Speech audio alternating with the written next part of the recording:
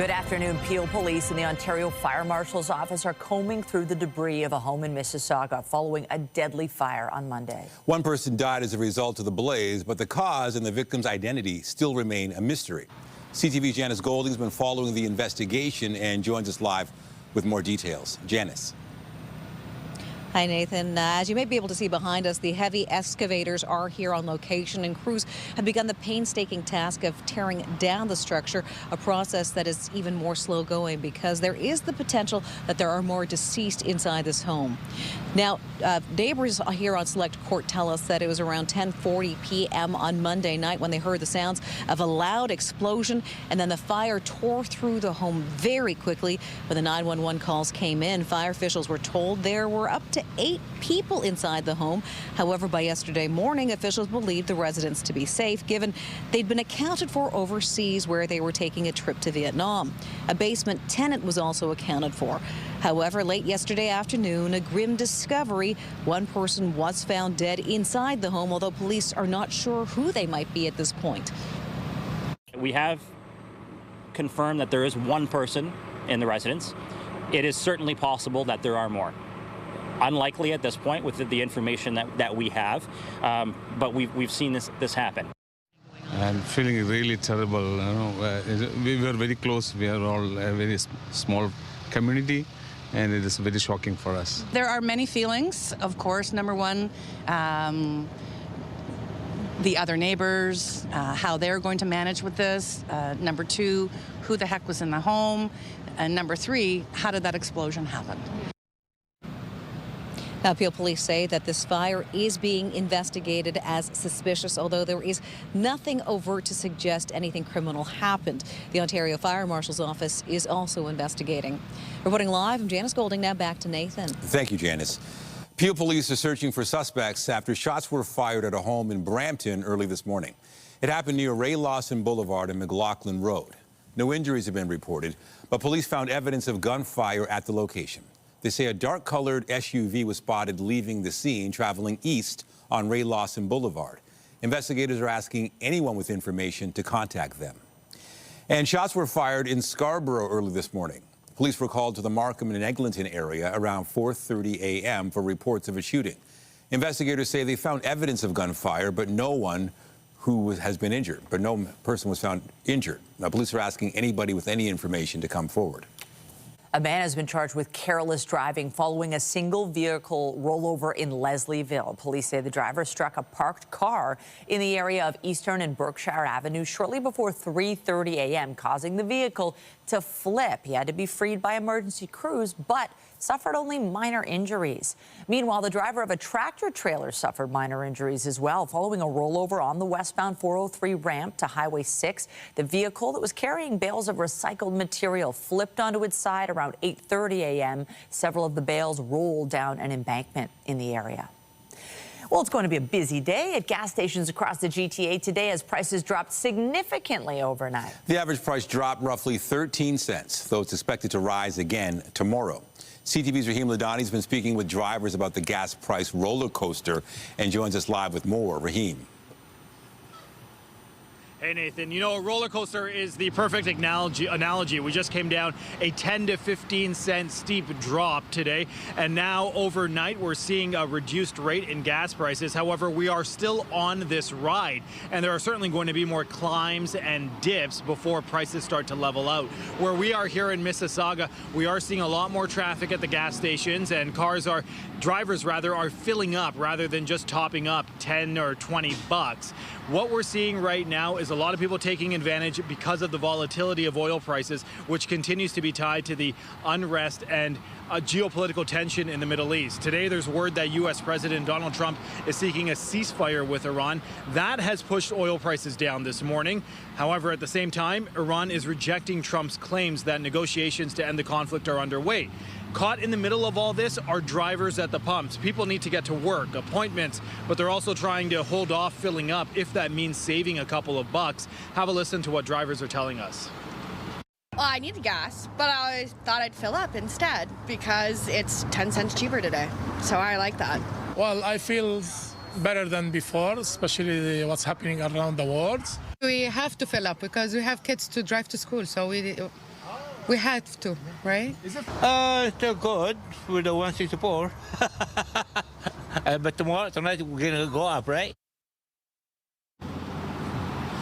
And you heard that last driver right there say tonight it's going to go up, and that is the expectation. Enpro predicting right now that prices will rise between 5 and 7 cents tomorrow. Have a listen to what oil experts are saying about this current situation. Well, I'm looking for a jump of about 5 to 7 cents a liter tomorrow to counter the 12 to 13 cent a liter drop today. It's all moving on the mood swings of President Trump.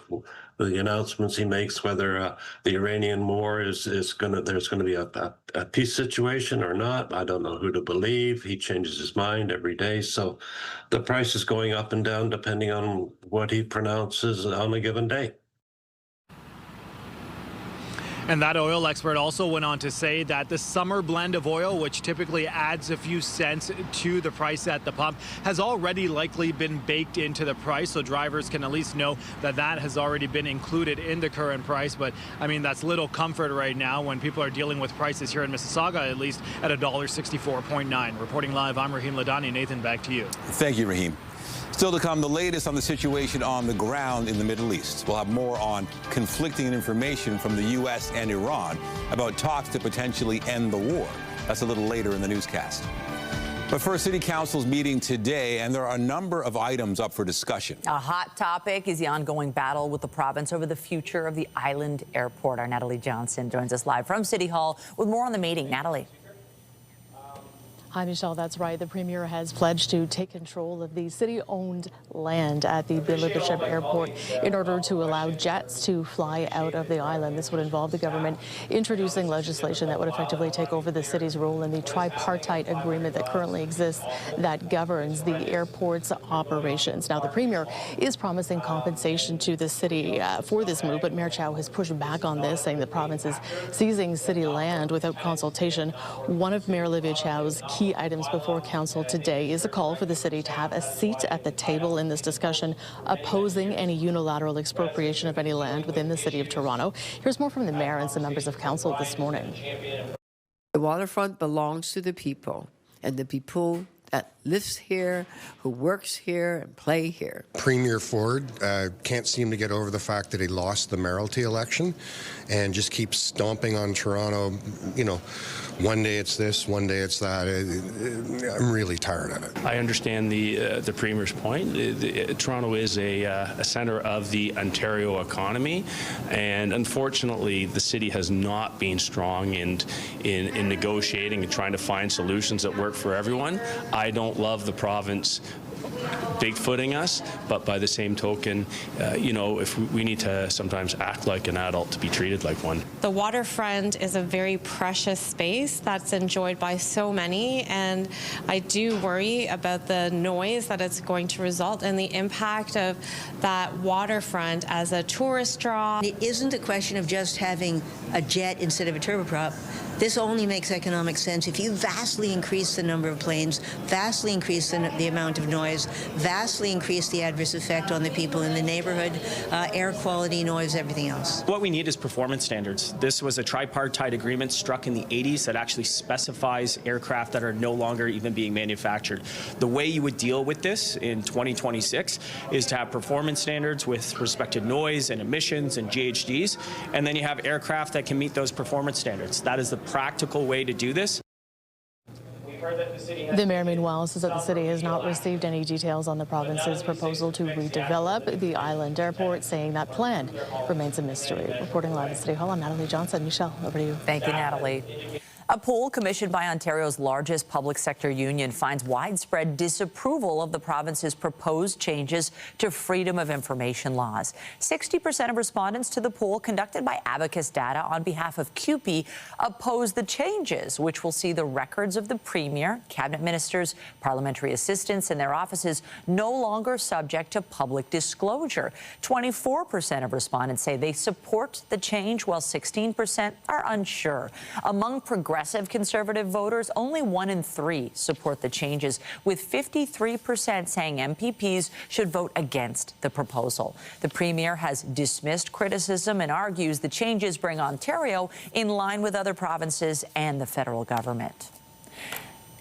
Meanwhile, the Ford government is set to table its budget tomorrow, outlining its spending plan for the coming year. Ahead of the budget, the province is announcing an expansion of the HST rebate to lower the cost of new homes. CTV's Queen's Park Bureau Chief Siobhan Morris has the details. It's a sound there hasn't been much of in recent months. Home starts in Ontario are stuck. In the fall, the province tried to get things going with an HST break for first-time home buyers of new homes.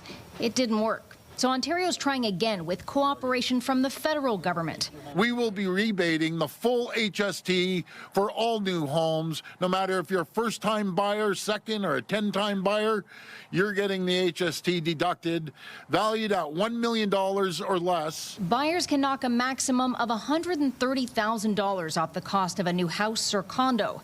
The rebates scale down after that. The deal is good for 1 year, starting April 1st, a window intended to kickstart the construction of 8,000 additional homes, support up to 21,000 jobs, boost Ontario's GDP by up to $2.7 billion, and bring the dream of home ownership in reach for thousands of Ontario families. That change will cost the Treasury an estimated $1.4 billion. Now, that's part of the Ontario budget that will be tabled tomorrow. The finance minister acknowledges this has been a year of significant change, upending almost every part of the world we knew. And we must be prepared for what that change may bring, even if that means being prepared for tougher times. But Bethlyn Falvey stresses there are some things not up for discussion. We've seen across the country our fellow provinces announced record deficits, hiked taxes, and cuts to public services. But here in Ontario, we do not believe in raising taxes. He's also ruled out major program cuts, leaving a path to fiscal balance unclear. At Queen's Park, Siobhan Morris, CTV News. And the Premier mentioned his expectations that his HST rebate plans will boost construction of new homes. The Toronto Regional Real Estate Board says recent slowdowns mean there will be gaps to fill in the local housing market. That'll be especially important for the type of housing that we really haven't seen much built over the last decade or two, and that's that sort of missing middle type of housing. So stacked towns, plexes, the type of housing that bridges the gap between, again, single family homes and condominium apartments. And that's important for both move-up buyers, so people say moving from their first home into something larger as maybe their family expands, but also for move-down buyers, so people that are perhaps in a large home, larger than they need, they want to move into something that more fits their lifestyle, but in a similar neighborhood. Jason Mercer says lower prices in the resale market could also see more potential home buyers commit to a purchase, and lower overall supply will support more new home construction. More layoffs are coming at Humber Polytechnic. In a letter to staff, the school's president thanked everyone who participated in the voluntary employee exit program, which was announced last month. 3 members of Humber's senior executive team were among those who left as part of the program. The president's message stated that while the voluntary exit program saw strong participation, it was not enough to address the projected fiscal gap for the upcoming school year. This means Humber is going ahead with non-voluntary staff reductions. We have more news in a moment, but first, a live look at the city this afternoon. It's a little bit foggy, cloudy-ish looking at that shot, but it's actually kind of sunny as well. Let's bring in Lindsay Morrison with a take on how things are now. I did see some sunshine earlier today. We have had some sun, Nathan. Much like yesterday, it will be sunny for a portion of the day, and then some cloud cover is going to increase. But at this rate, we are already seeing temperatures warmer than they were at any point yesterday. Already a double-digit day in Windsor, where it is 10 degrees. We are now at +5 here in Toronto, 6 degrees in Hamilton and London, and it's 7 this hour in Niagara Falls. Winds today are coming from a southeasterly direction. They're pretty light. A little bit of cloud, again, starting to drape its way across the GTA. We will notice that more so as the day goes on. Some flurry activity happening near Georgian Bay. This is today at a glance, so expect that increase in cloud cover. Daytime high about 6 degrees. We are near normal. We will take that. Tomorrow, we're on a bit of a temperature roller coaster ride. It's going to be very warm, and then the temperature is going to plummet heading into the day on Friday. We've also got active weather to talk about. All of that that is coming up. But for now, Michelle, I'll send it over to you. Just like gas prices. Thank you, Lindsay. Well, new details are emerging about the deadly Air Canada Jazz crash at New York's LaGuardia Airport on Sunday as the U.S. National Transportation Safety Board continues its investigation.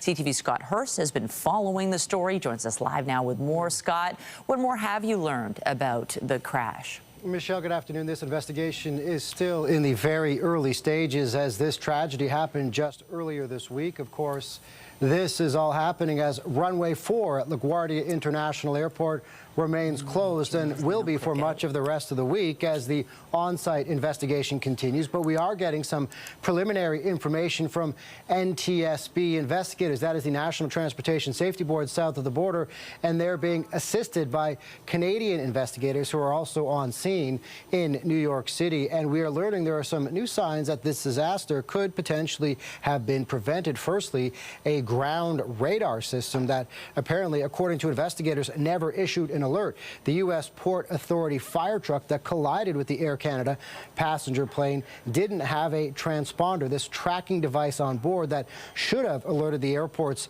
surface detection system, as LaGuardia is one of dozens of major airports in the U.S. with this advanced surface surveillance system, which should help eliminate dangerous runway incursions and potentially prevent crashes. Also, at least 10 calls to stop went unanswered as investigators broke down the final few moments of the landing before the impact. Now, all of this is part of the preliminary investigation. Flight data recorder analysis is underway, and a full transcript of the cockpit voice recorder is also expected, Michelle, to potentially provide more insight into these very important final few seconds.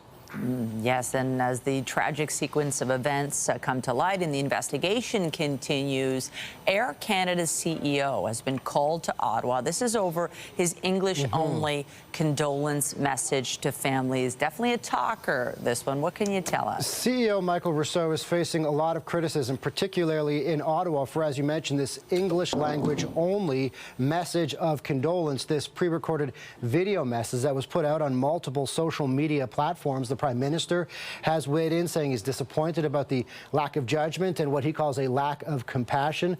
Air Canada has obligations under the Official Languages Act, and other MPs are calling this response unacceptable. Here's more from the Prime Minister. Companies like Air Canada particularly have a responsibility to always communicate in both official languages, regardless of the situation. I'm very disappointed in, as others are, rightly so, in this unilingual message of the CEO of Air Canada. It doesn't matter the circumstance, but particularly in these circumstances, a lack of judgment, a lack of compassion. This nearly 4-minute message of condolence had only 2 French words in it. Bonjour at the beginning.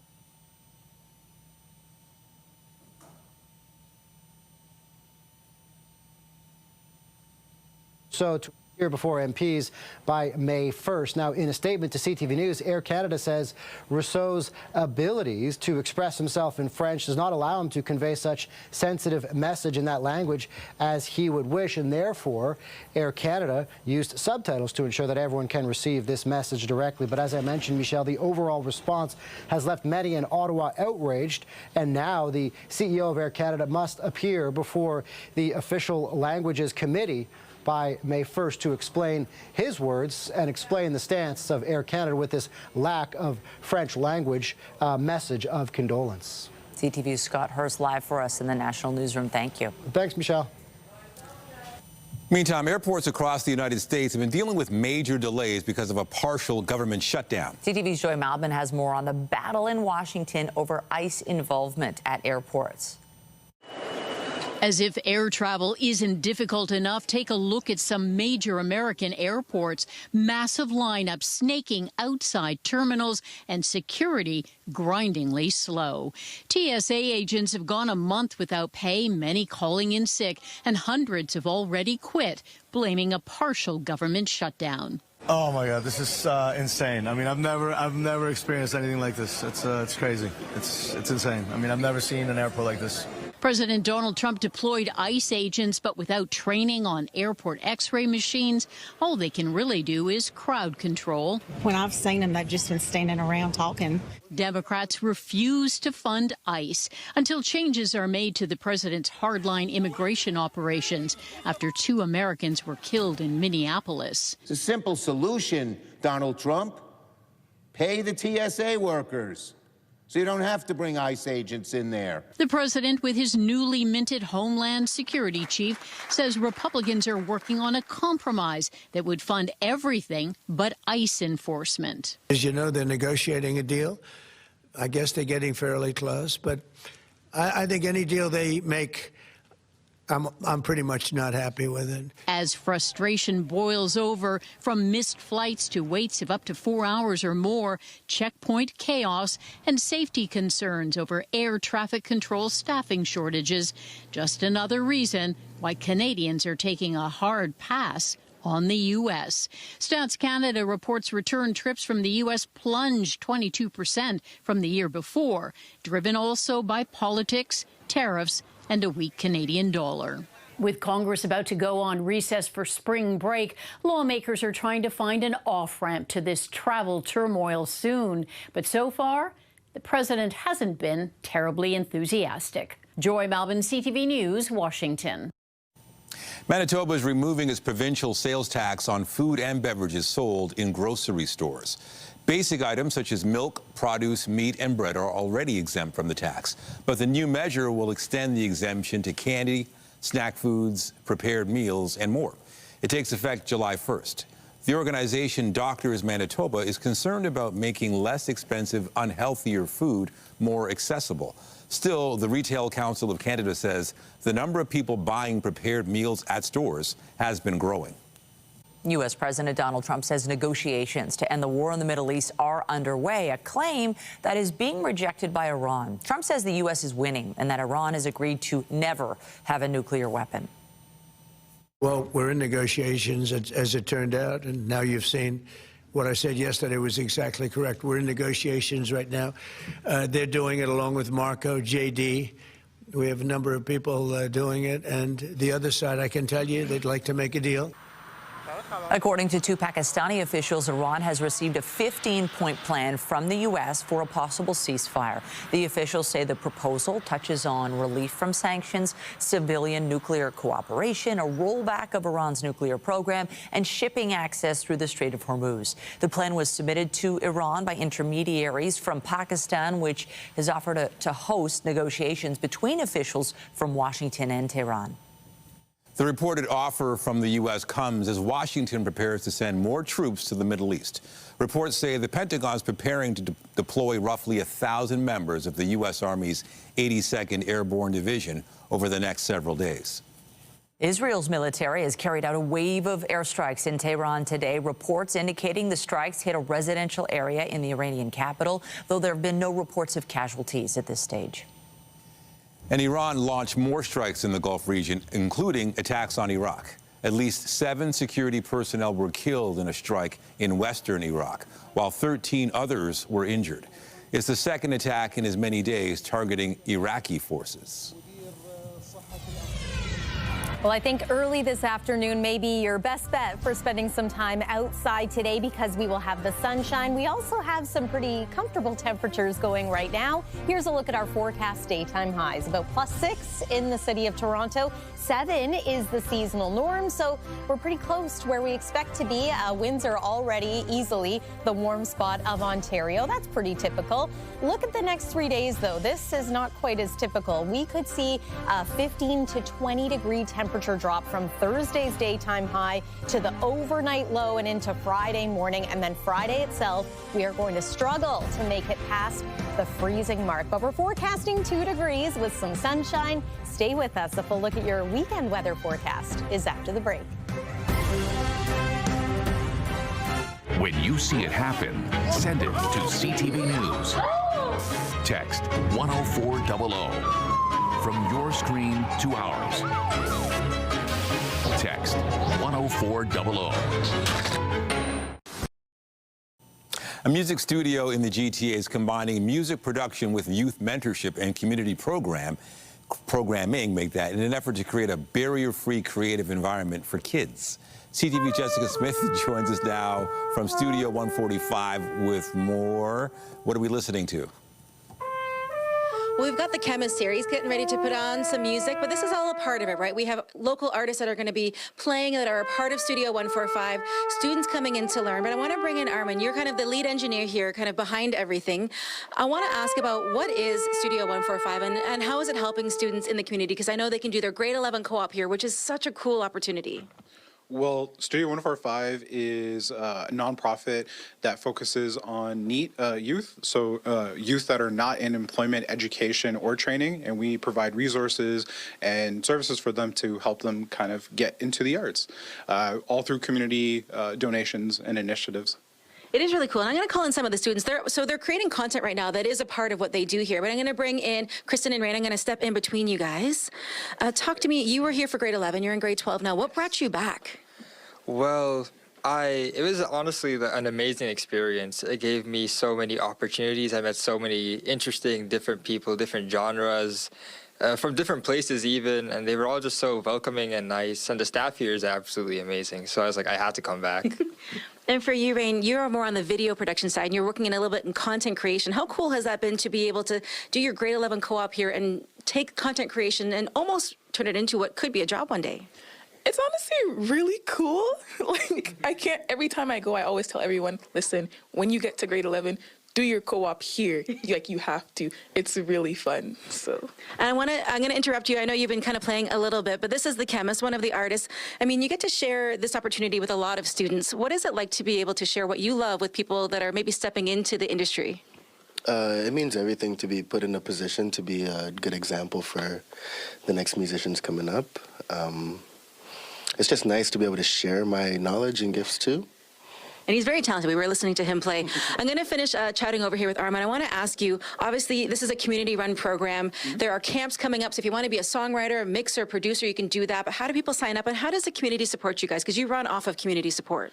Definitely. So all of our information is on our website, so you can go to studio145.ca and you can read about all of our initiatives there, our node network, which it kind of encompasses all of our different initiatives through the different arts, through film, TV, content creation, youth cooperative education, obviously music, and just everything else. So you can just go on there and you can donate there, but you can also reach all the different pages that we have within our in our node network, so you can apply to come to any one of our camps. Our camps are free to the public.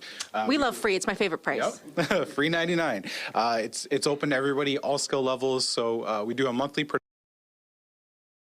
songwriting camp. Our next one is this Saturday. Check it out. You can check the website. We'll send it back in studio. Chemist, you can take it away if you want to play a little bit more. We'll send things back inside. We're going to play a little music, produce a little music.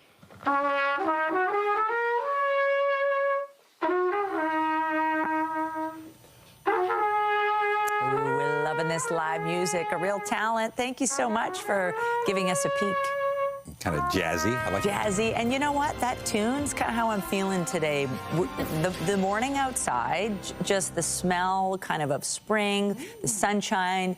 Wasn't too cold. No, it was a bit of a jazzy morning. It kind of felt good. And it's just the idea of knowing we're getting closer and closer to consistently spring-like weather. Yes, right? I mean, we have to focus on the positive, and that's that we are heading in the right direction temperature-wise for the most part. A couple of exceptions where we're going to see the temperature fall again, back below freezing, and that does happen this week in the nighttime hours. And it's not tonight, it's for tomorrow night, but it's going to be a dramatic drop in temperature. And then Friday and Saturday are going to be quite chilly. Sunday's looking lovely, so let's get to your weekend forecast and beyond. Weather is brought to you by the Presler Law Firm. Injury lawyers, you don't pay unless they win. Today we had a little bit of cloud very early in the morning, but as the morning progressed, that cloud cover started to lift, and we've been enjoying some sunshine. Enjoy it while you can, because we do expect that a bit of cloud is going to increase once more as we make our way through the next few hours and into the evening. And then it's possible that we're going to get into a few rain showers as early as tonight, but that will certainly be more of our weather story for tomorrow. let's begin by talking temperatures. We're going to get a nice little bump in heat as we make our way into the day tomorrow. We are talking double-digit highs around the GTA, perhaps the temperature near 20 degrees in Windsor, Ontario, but then it plummets at night. Friday and Saturday are both going to be below seasonal when it comes to the daytime high. An early peek at next week, though, shows things moderating a little bit, back to seasonal or perhaps even a little bit of warmth as we enter the month of April. Stay tuned for that. 10 degrees right now in Windsor, 5 in places like Toronto and Trenton, still below freezing in the Ottawa area, -2 degrees right now. Tonight, we're going to drop to about +3, so that's warmer than normal. On average, we fall to about -2 degrees this time of year. And then our forecast high for tomorrow is now about 11 degrees.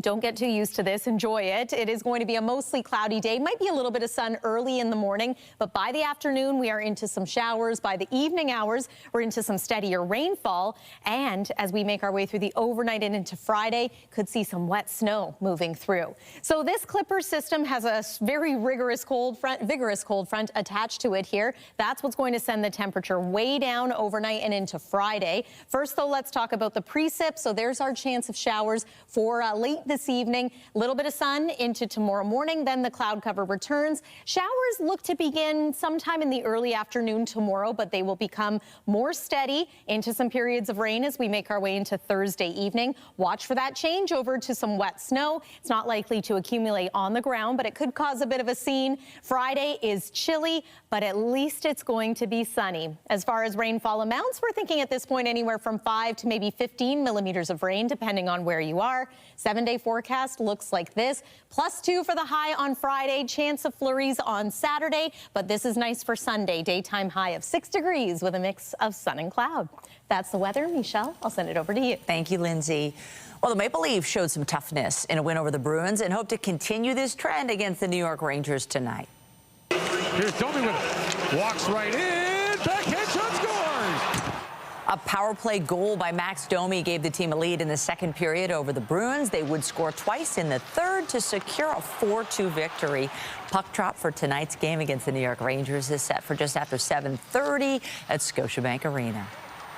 And the Raptors wrap up their West Coast road trip against the LA Clippers tonight. Kawhi Leonard might not play because of an ankle injury. Pass picked off once again. The interception by Mamukelashvili, attacking with the right through. The team is coming off a 143-127 win over the Utah Jazz on Monday. The Raptors currently sit in 5th place in the Eastern Conference. Tip-off for tonight's game against the Clippers is set for just after 10:30.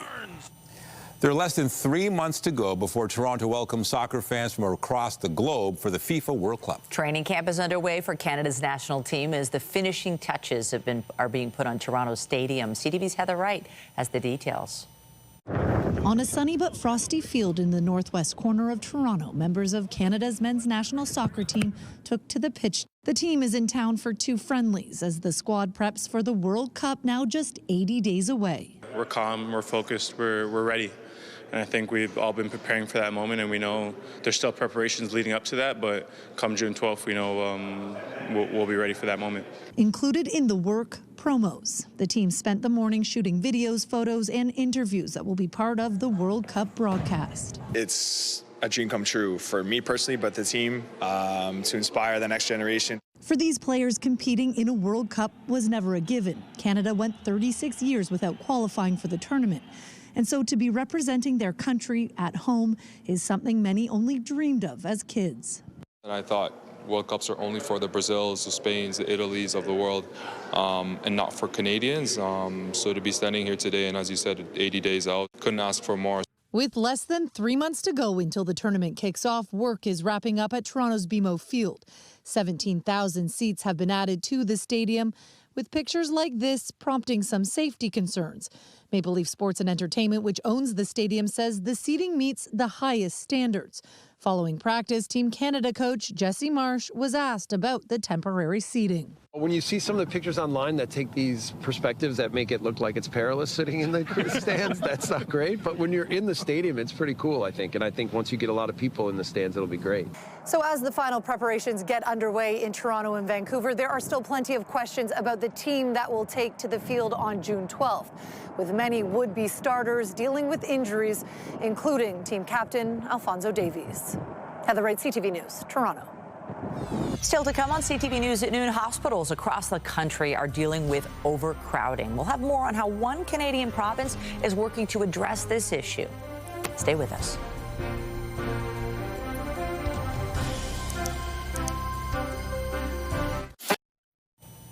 Hospitals across the country are plagued with overcrowding, and the largest health authority in New Brunswick has come up with a new way to address this issue. However, critics are taking issue with the practice, saying more needs to be done to ensure patients receive proper care.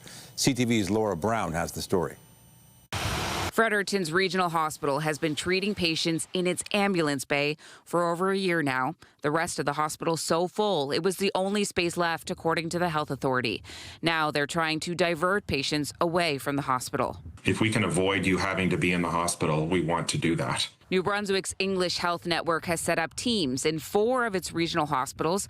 They meet with patients who've come into the emergency department and see if their ailment is treatable from home. Perhaps an infection going on that, IV antibiotics could be treated at home, and they just didn't know that.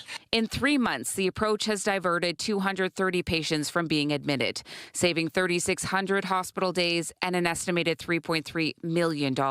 On my 11-hour shift yesterday, I would conservatively estimate I spent 3 hours with just a very small handful of patients and their families trying to help negotiate all the different things that they needed for elderly patients. Emergency physician Dr. Mackay says many of his Canadian colleagues are coping with this issue, providing primary care in an emergency department. Essentially the wrong care in the wrong place at the wrong time. He calls this new approach good on paper, but wants to give it more time to judge its success. So does the province's healthcare critic. There needs to be a lot more information provided of what that looks like, how that's going to work, and how we're not endangering patients' lives by sending them back out into the community where they couldn't get the service in the first place. Among the aims is for fewer beds to be used by those patients waiting in hospital for a nursing home bed. Right now in this province, about 37% of beds are occupied by those patients. Laura Brown, CTV News, Fredericton. The Toronto Region Board of Trade is out with a new report calling for wide-ranging changes to the way transit operates across this part of the province.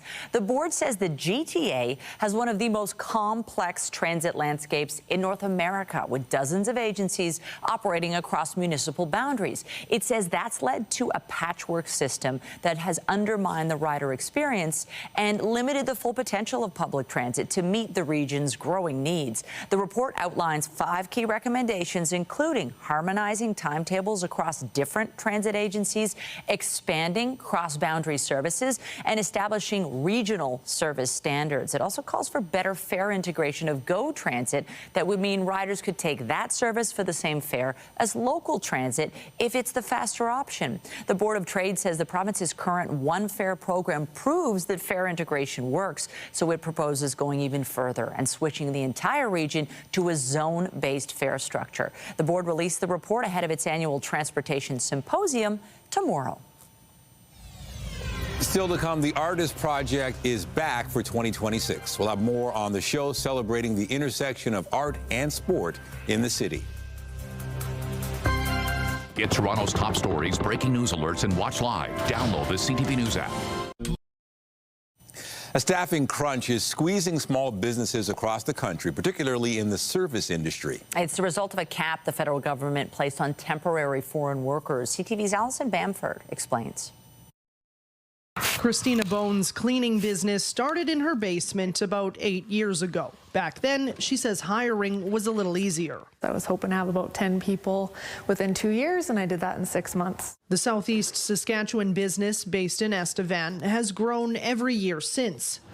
Bone is in the middle of opening up a new laundromat, but says she needs to hire 10 more employees to keep up with demand. We're starved for people, and to grow in a service industry, you need that person.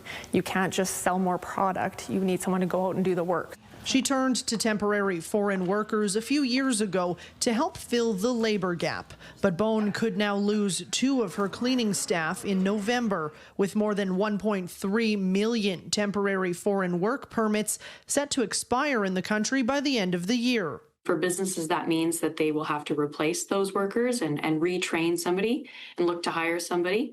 And so the hit to their productivity will be massive. In 2024, Ottawa placed a 10% cap on the number of low-wage temporary foreign workers a company can hire.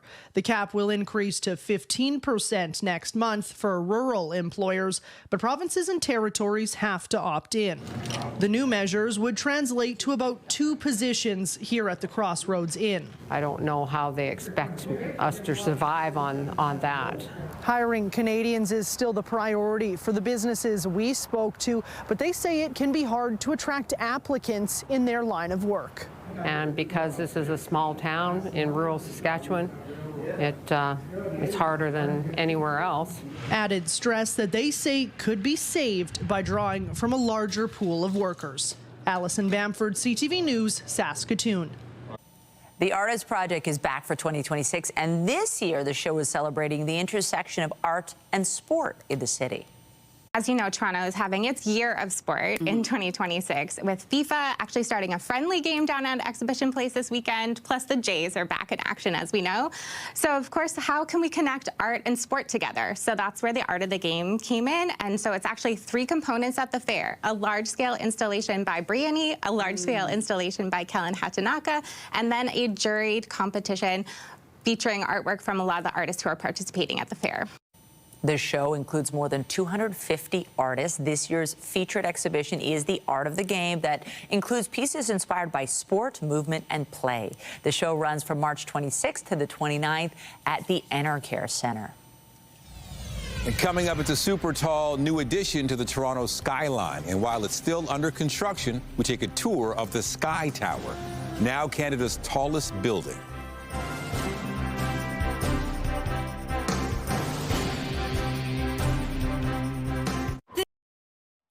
9 super tall skyscrapers are set to transform Toronto's skyline in the coming years. CTV's Beth McDonnell got a tour of the tallest among them, the Pinnacle Sky Tower. Take a look at the view from the edge, then down. It's the same height as the main observation deck of the CN Tower. Pinnacle Sky Tower goes even a bit higher than that, reaching a total elevation of 352 meters. CTV News Toronto took a tour with Anson Kwok, the VP of Sales and Marketing, and architect Nadine El-Ghazar. First up, going up 99 floors in an elevator. It's a bit narrow here, so just watch your shoulders. We then climb flights of stairs inside the tower's tapered upper floors to unfinished sections where workers are still busy building, and the top. I love coming up here, actually. To see it in real life is very satisfying, and obviously you can see it from almost anywhere in the city now, so it's really kind of gratifying. It was immediately apparent that this was a monumental project, not only because of its height, which of course is amazing, but also its impact on the skyline. A super tall skyscraper must be 300 meters high. That's the equivalent to about 3 city blocks. And right now, Toronto is in a super tall skyscraper boom. There are at least 9 super talls in the works or rising in Toronto, including One Bloor West at 85 stories, the country's first super tall building. Pinnacle also has a sister 95-story building being planned next to Sky Tower. In Toronto, we kind of stopped at around 60 stories for a long time, and now we're over 100. So it's having that vision. And with the city still trying to battle transit and traffic, having more people live close to their workplace is really was the original goal. The team is excited and proud to reach this point of construction.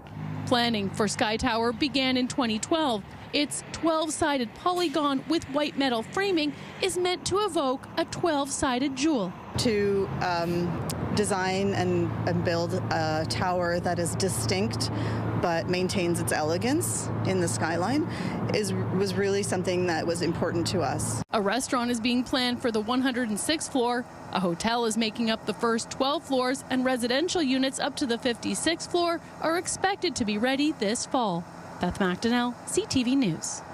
I like it. So could you live on the 106th floor of a condo? No. Yeah, it's too high up. But the unobstructed views would be spectacular. How about you? Yeah, I couldn't do it either, but beautiful, especially on a day like this when we have some sun. I bet the view of the city is pretty spectacular. As we progress through the afternoon, though, we're going to see more in the way of cloud cover, so that view may not be quite as spectacular. Here's a look at the evening and the overnight. So chance of showers for us, more so late evening than early evening, but the possibility is there. About 5 degrees as we make our way in toward the dinner hours. Here's a look at tomorrow's highs. 11 degrees here locally, might even soar close to 20 in the Windsor area. But again, the temperature plummets. A reminder that the Blue Jays have their home opener this Friday. Now, this is a little bit early compared to some past years, but look at that temperature for first pitch, -3 degrees. That is cold. Thank goodness they play inside a dome, but I think this could easily be one of the coldest home openers on record.